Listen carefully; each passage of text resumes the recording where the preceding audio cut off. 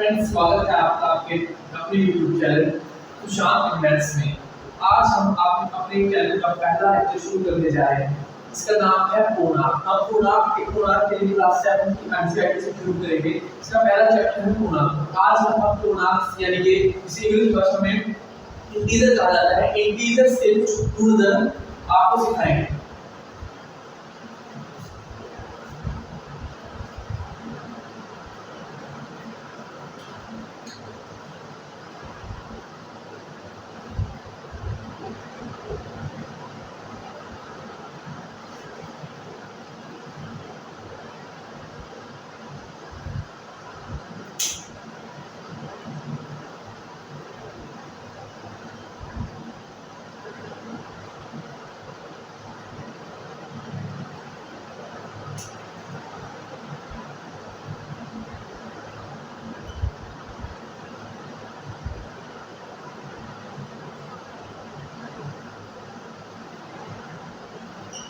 तो फ्रेंड्स, पूर्णांक जिसे कि इंटीजर कहा जाता है। इंटीजर ऐसे नंबर्स माइनस यानी कि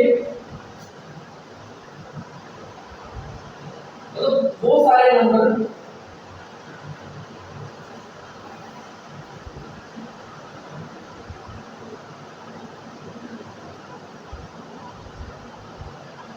तो पूर्णांक सभी तरह के ऐसे नंबर, सभी तरह के नकारात्मक और सकारात्मक नंबर, सिर्फ जो कि डेसिमल या फ्रैक्शन ना हो। डेसिमल मतलब दशमलव, जैसे कि -1, 0, 1, 2, 3, ये सभी नंबर आपके इंटीजर्स है। अगर मैं कहूं कि 1.4 तो 1.4 एक दशमलव है, यानी कि 1.4 एक इंटीजर यानी कि एक पूर्णांक नहीं है।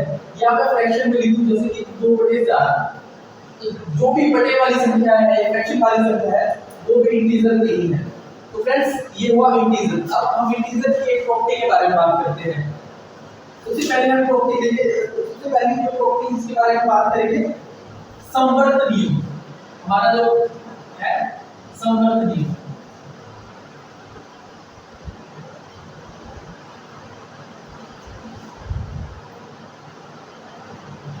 या जिसे इंग्लिश भाषा में क्लोजर के नाम से भी जाना जाता है।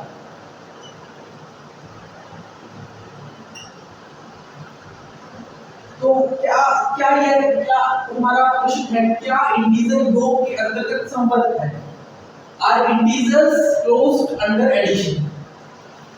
जैसे कि इसका मतलब होता है कि a प्लस b, क्या a प्लस b भी एक पूर्णांक है? इसका उत्तर है हाँ, a प्लस b भी एक पूर्णांक है। इसे चेक करने के लिए हम जैसे देख लेते हैं कि 1 जमा 2 बराबर है 3, जो कि एक पूर्णांक है। अगर मैं नकारात्मक संख्या के लिए देखती हूँ -1 जमा 2, अब फिर क्या आ जाता है a। तो दोबारा से -1 जमा 2 एक पूर्णांक है। अगर मैं दो माइनस संख्याओं में ले लूं अगेन -3 एक पूर्णांक है। तो बच्चों, इस तरीके से हम कह सकते हैं कि इंटीजर्स योग के अंतर्गत संवर्त है। चलो बच्चों, अब मैं अगले नियम की बात करता हूं।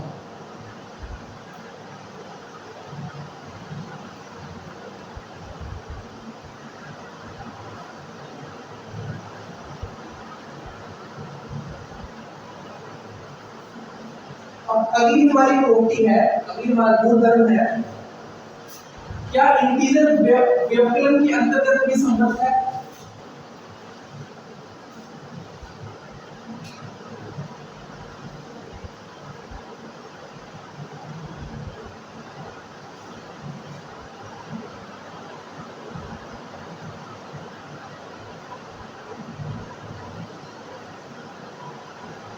यानी कि कहने का व्यवकलन का अर्थ होता है माइनस करना, घटाव। यानी कि जब दो इंटीजर्स या दो पूर्णांक अगर उनके अंदर व्यवकलन किया जाए, उन्हें एक दूसरे से घटाया जाता है, तो घटाने के बाद भी क्या हमें एक पूर्णांक मिलेगा? तो इसका उत्तर है हाँ। आइए उत्तर की जांच कर लेते हैं। ये जैसे कि 2 घटा के 3, उत्तर है -1। तो नकारात्मक एक एक पूर्णांक है, एक उत्तर की पुष्टि कर लेते हैं, दो नकारात्मक सबको ये दे देते हैं।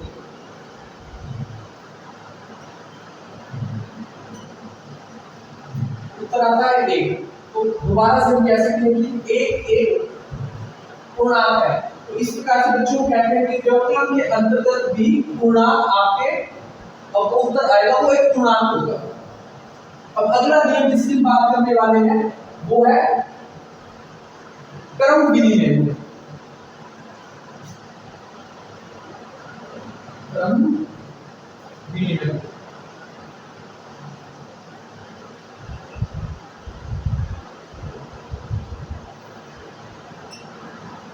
तो सबसे पहले हम इस शब्द का अर्थ समझते हैं। क्रम यानी कि जो उसकी पोजीशन जहां पे एक पूर्णांक लिखा होगा। विनिमय यानी कि जब हम उसे आपस में बदल देते हैं, यानी कि जैसे कि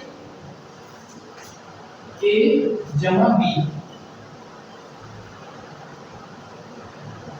बराबर है b जमा a, यानी कि जब पूर्णांक के जब व्यवकलन के दौरान हम उन्हें बदल देते हैं, जब जमा का निशान आपस में बदल देते हैं, तो क्या हमारे पास उत्तर वही आएगा। हम किसी उत्तर की पुष्टि करते हैं सबसे पहले, जैसे कि 2 जमा 3 बराबर है 3 जमा 2।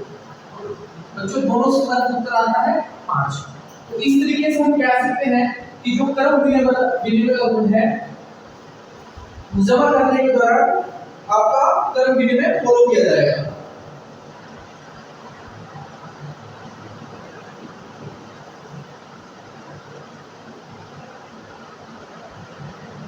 योग यानी कि योग क्रम विनिमय होगा, यानी कि हम कह सकते हैं कि योग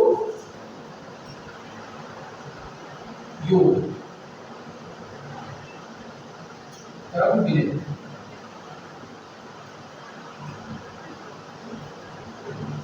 अब इस योग के बाद हम इसे देखेंगे व्यवकलन। व्यवकलन के दौरान भी क्या आएगा, क्रम विनिमय का शो करेगा।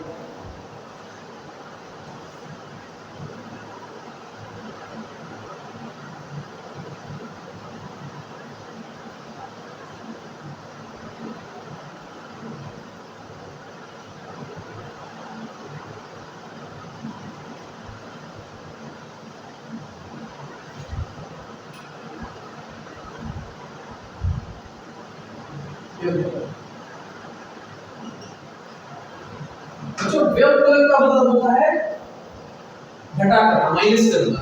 तो क्या ये है व्यवकलन के दौरान भी क्रम विनिमय शो करेगा। हम इसे भी चेक करते हैं।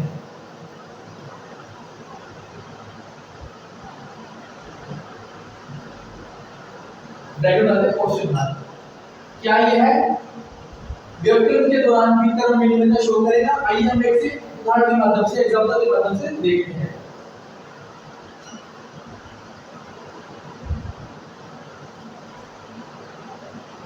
दो घटा में एक बराबर है एक।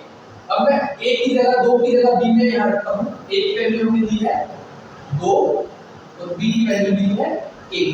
अब हम इसे इसी नंबर को यहाँ रख कर देखते हैं, इसी में रख कर देखते हैं। तो बी की जगह आ जाएगा a 1 माइनस, उत्तर आता है माइनस। बच्चों a plus b is equal to a घटा minus b is equal to 1 और b घटा 1 बराबर है माइनस 1। बच्चों व्यवकलन के दौरान पूर्णांक क्रम विनिमय का नहीं फॉलो कर रहे हैं।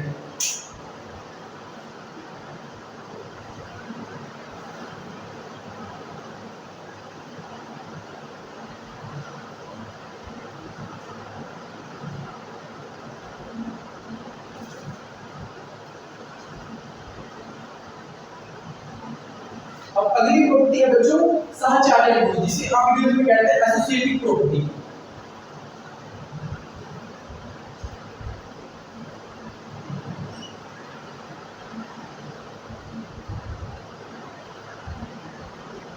इंग्लिश में हम कहें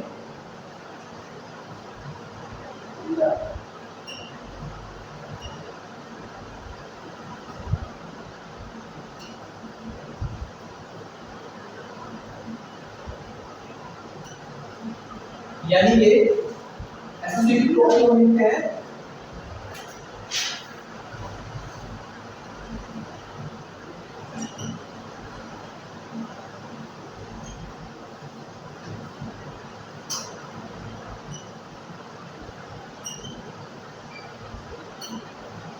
देखिए सहचर्य आप देखिए सबसे पहले कि यहाँ पे a को b+c यहाँ पे ब्रैकेट में है, फिर उसके बाद a+b ब्रैकेट में है और c ब्रैकेट के बाहर है। तो हम देखना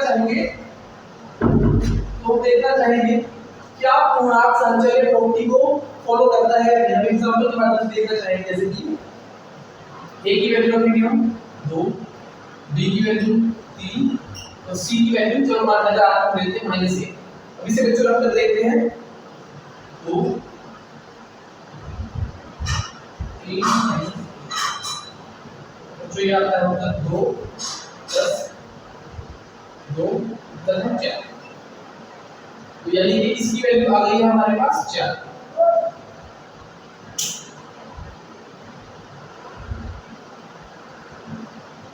बच्चों इसके लिए हम यूज करेंगे, हम राइट हैंड साइड के लिए देखते हैं।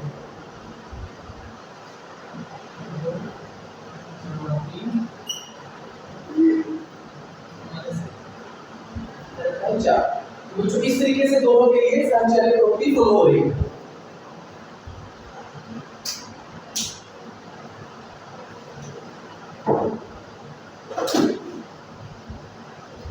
भाई अंदर चले जाएगा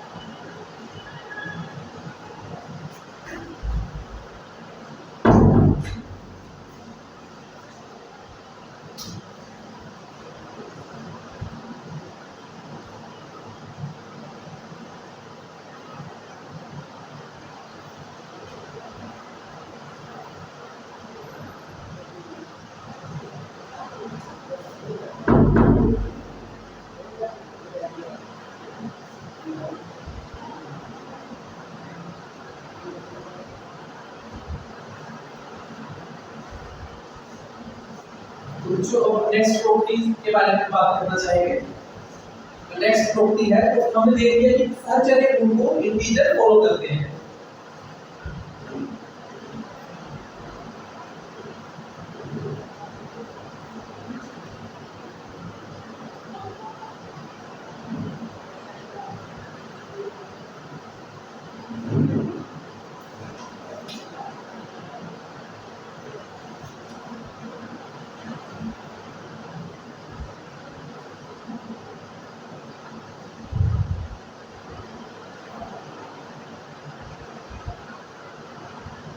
अगला गुणधर्म है बच्चों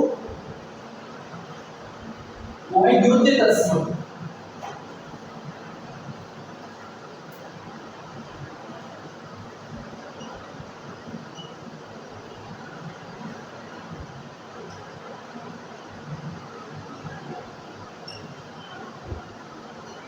जिसे कह सकते हैं एडिटिव आइडेंटिटी।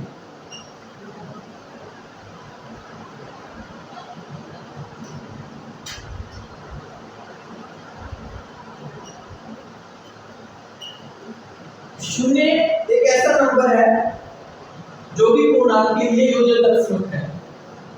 जैसे कि 2 शून्य जमा करने पर हमें 2 मिलता है, या मैं एक नकारात्मक संख्या के लिए लिखूं